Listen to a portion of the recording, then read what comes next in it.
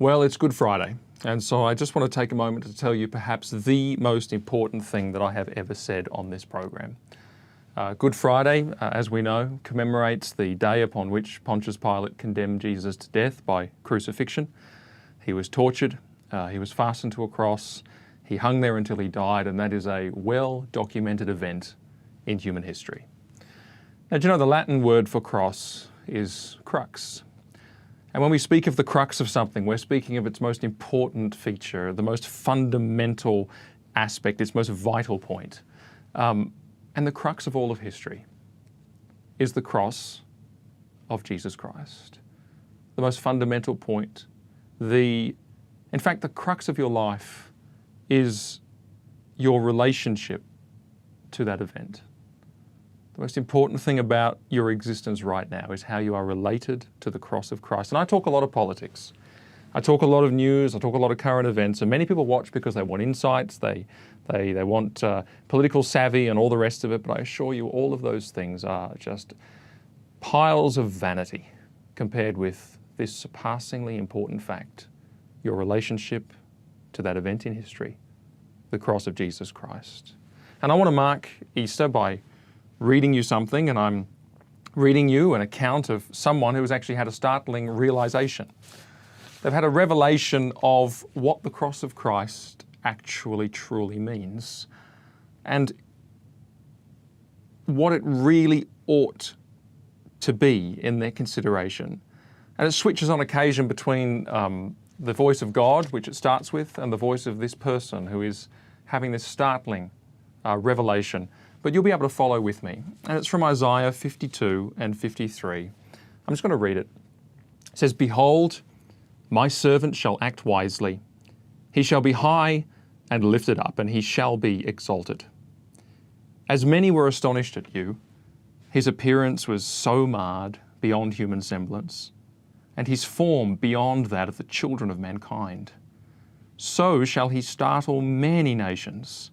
Kings shall shut their mouths because of him, for that which has not been told them they see, and that which they have not heard they understand.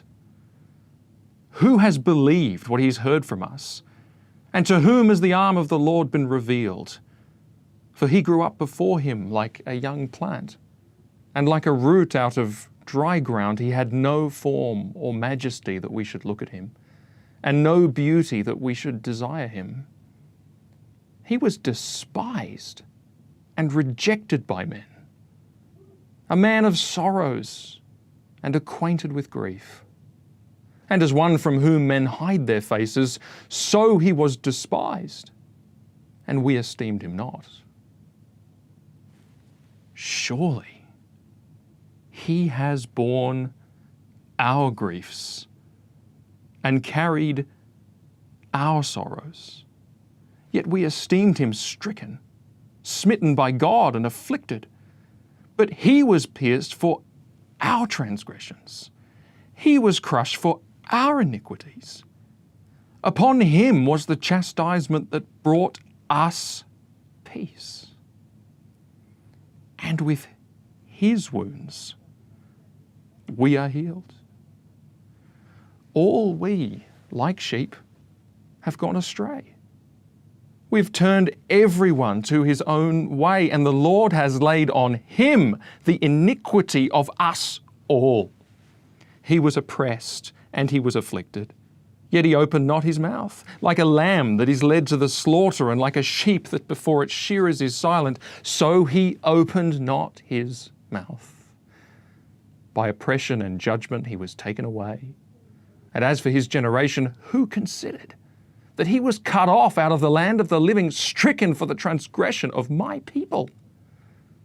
And they made his grave with the wicked, and with a rich man in his death, although he had done no violence, and there was no deceit in his mouth.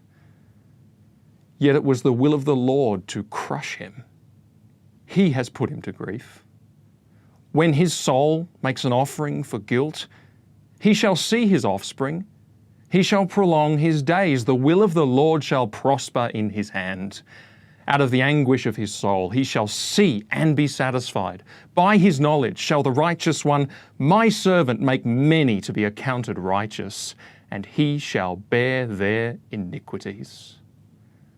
Therefore I will divide him a portion with the great, and he shall divide the spoil with the strong, because he poured out his soul unto death, and was numbered with the transgressors. Yet he bore the sin of many, and makes intercession for the transgressors.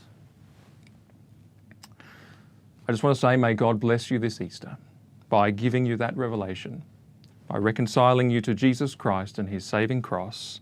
And may you be able to say with the Apostle Paul, as I pray I can say too, God forbid that I should glory, save in the cross of our Lord Jesus Christ.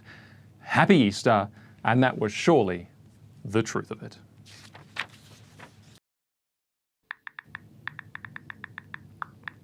Hey guys, make sure you click like to like the video, or hit the subscribe button down here and click on the bell so you don't miss any notifications. And to watch more videos, just click here. Cheers.